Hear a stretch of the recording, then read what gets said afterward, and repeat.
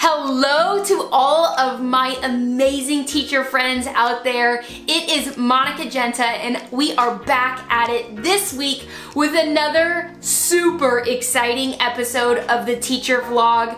This week I am with Jack Berkemeyer, who is an author, a consultant, and an education leader. But most importantly, he is one of my very, very good friends, and he is hilarious. You guys, I am telling you, if you haven't watched an episode of the Teacher Vlog yet, this is the one to see. He will get you laughing and thinking and loving education again. Now, at the end of the episode, I want to tell you about 3 different spots where you can see either Jack or me or us together. And when that happens, I'm not even kidding you, like the world explodes. But for now, check out this incredibly fun and super heartfelt interview with my good friend, Jack Berkemeyer. All right, friends, I am here with one of my most favorite people in the entire planet. It took me 4 years to convince him that he should speak to me, and I texted him this morning. We're kind of having our 4-year friendiversary, if you will, today. I don't call it a friendiversary. I call it a stalker kind of thing. Okay, a stalk. Well, that's exactly what happened. I basically stalked Jack and tried to convince him that I could be a marginal speaker at one of his events. And 4 years later, you are now on this really marginal teacher vlog. So look at, you are just really making something of yourself. I am the King of Marginal. I am the King of Marginal. So I'm good to go. Awesome. Well, in all seriousness, you are the king of effective teaming. You are the go-to guy when it comes to helping schools really create effective teaming practices. And so I was really excited to have you on here because not only do you bring great energy and great insight, but you really bring expertise in this area. So I'm super excited to hear your 2 tips. Well, for me, a lot of people won't. Monica doesn't admit this, but I met Monica during a team meeting. This is true. This is true. And what was the first thing I said to you when I walked in the room? It was something about my hair. You said, I know you're a science teacher because I believe you referred to my hair as a rat's nest. So Bird's nest, rat's nest. It was something like that. And then the rest is history. We've been friends ever since. But I do remember that vividly, walking in going, girl, what's up with your hair? Mm-hmm. So I remember that. So and it's true. And I wore this messy bun and getting stuff done. I wore it just for my friend Jack. You are notorious for your great hairdo. And me too. Yes, it looks good today. All right, so when you ask me about teaming, and first of all, I have a belief that you can solve all problems if you team well. I mean, you really can. I mean, you can solve everything from discipline. You can solve everything. You name it, you can solve it in teams. Because a group of teachers coming together, man, they can do anything. And so for me, my first 2 tips, and I think they're kind of just really practical ones. My favorite one is when you go into a school and you work with teachers, a group of teachers will always come over and they'll do this. They'll be like, Jack, we've got this one teacher on our team. And I always feel like this. I go, why are you whispering? And they go, because she hears everything. I'm like, well, first of all, why are you focusing on that one team member? You should be focused on that team member. If 4 of you get along, moveon.org, focus on the 4 that you like. And you can't change that other adult. We think we can change an adult. Monica, you can't change an adult unless they wear Depends. Truth.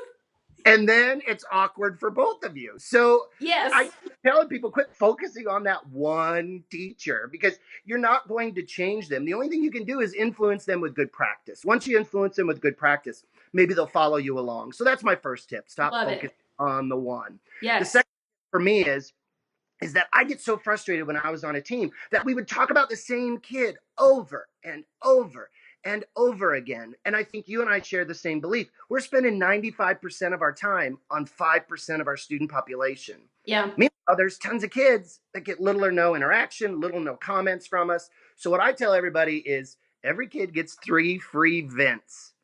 Whoever brings up that kid a 4th time better have a solution. If not, don't talk about the kid. Mm-hmm. Because if not, you're going to be like every other team, which is you're talking about that same kid 4 days in and 4 days before the end of school. And the only thing you did is vent and you feel better. Right. That does nothing. It solves nothing in nothing. the process. Exactly. And all it does, to be honest with you, is makes that one teacher feel better. Mm-hmm. They walk in and go, he was out of control again today. He was so bad today. I sent him to the office and they did nothing. Well, what do you expect? Mm-hmm. All you're doing is venting and nothing really comes of it. And plus, if you jot down, when you get to the 3 free vents, you have all the power to look at your colleague and go, that's 4. Do you have a solution? If not, let it go. Hush your mouth. Yeah, hush your mouth. Oh, let it go. Do I owe Disney money? Yes. Oh, God, we're going to have to edit that. Damn it, Jack. We steal everything in education. Yes, we do. Oh, but those man. are my 2 little tips. I mean, those are just practical little things to make that team time more effective, because that's really what it's about. I hate going to meetings, walking out, going, that was the biggest waste of my time. Right. No, I think that's so meaningful, because I mean, whether people are working in schools where they're on teams that have a dedicated period per day, or maybe once a week, like, that time is so valuable, and it's also so limited. And sure, it makes us feel better in that moment to vent, but then when you look at it, you don't accomplish anything. And I know that teachers, like, they want to have amazing things happening for their kids, and when we're spending all that time doing nothing about nothing, quite frankly. We are True. not solving a problem, and we're not going to be able to fix that kid. Sometimes little things make a big difference with them, but 44 minutes every day ain't solving world education. And you're right, because there are some people that aren't blessed to have that full teaming time every single day. I have teachers that I'm working with that meet 15 minutes during their lunchtime, God bless them, to Right. just say, we got to solve this problem with a kid. And so think of them versus the people that are fortunate enough to have that team time every single day. And man, if you're not effectively using it, I know between the 2 of us, we got some great ideas to help you effectively use that team time. Because, no doubt. I don't want a meeting where it's a waste of time, and nor does it. Yeah, good point. I love it. I love those tips. And I kind of want to end with one thing, because when you talk about a team, you've got a team of people who you work with the Jack Berkemeyer Consulting Group. And my question, because you have a book called Taming the Team. So something that I'm thinking about is, how do you tame your team of crazy, outlandish speakers when we all get together? What is your thoughts on that? It's like herding cats. So it literally is the most unique situation, because the first thing is I have to preface that every single person, and you know this because you're part of the group, is genuine. They're funny, they're nice, and to be honest with you, they're really easy to work with, because they do have a great sense of humor. We make fun of each other constantly, which I think, to be honest with you, that's a great teaming thing as well. You should be able to make fun of each other at any moment, any time, because we all know we're going to do something stupid, something unrealistic at any moment.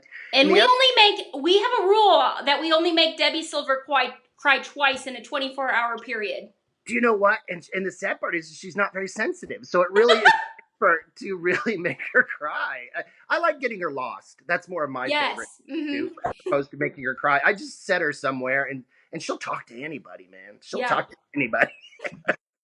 But no, I love them all, and they're funny, and they're engaging, and their heart's in the right place. And you know what? In today's day and age with professional development, you can't get that mix. There are people that I know are doing this, and then I know there are people doing it for the right reasons. So it makes me happy that the people I hang out with pretty cool. Oh, Jack, look at you getting all sentimental. I know, it makes me cry. I don't like to talk about stuff like that. Oh, God, it's getting weird. Okay, we're done. Thank you so much for watching.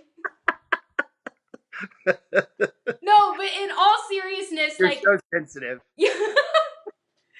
Thank you so stinking much for doing what you do and helping teachers, and not just helping teachers in their schools with their teaming, but like helping teachers love the profession again. And just, I think sometimes we definitely agree that educators just need a laugh and have a moment where they are kind of reclaiming that joy and finding their purpose in the profession. And you are absolutely doing that. So we love you for it. How about this? If you don't laugh 5 times a day in your school, there's something wrong with you. Boom! Truth bomb! Jack, yes! I'm out. And we're out. Thanks for watching. Jack is literally the best. I am so excited to be hanging out with him this summer in 3 different locations. If you thought that conversation and those tips were amazing, friends, you have not seen anything yet. Jack is actually the owner and operator of a really fun teacher conference called Nuts and Bolts. And this summer, me and Jack and a bunch of other amazing speakers are going to be in Illinois, Oklahoma, and Florida presenting together. To find out more about this, visit nutsandboltssymposiums.com. Registration is open, and I promise you, you will laugh more than 5 times. You will laugh like 55 times in the matter of 55 minutes. That is what good professional development is all about. Now, if you're thinking, June, shoot, I can't wait until June. I need some meaningful PD like ASAP. We got your back on that too. Actually, this January in Central Illinois, I am doing the first ever awesome conference for teachers in Effingham, Illinois. It is going to be a day-long conference like none that you have ever been to. Fun, practical, engaging, a ton of amazing teacher swag and giveaways. No matter if you attend Nuts and Bolts or the Awesome Conference, I promise you that you are gonna walk away thinking, God, that was the best professional development of my life. Make sure you connect with Jack online. Make sure you reach out and ask questions if you have them. Like, subscribe, share this post. But most importantly, remember one really, really profound statement this week. If you're having a hard time, if you're having a struggle, if you're beating your head on your desk thinking, what am I doing?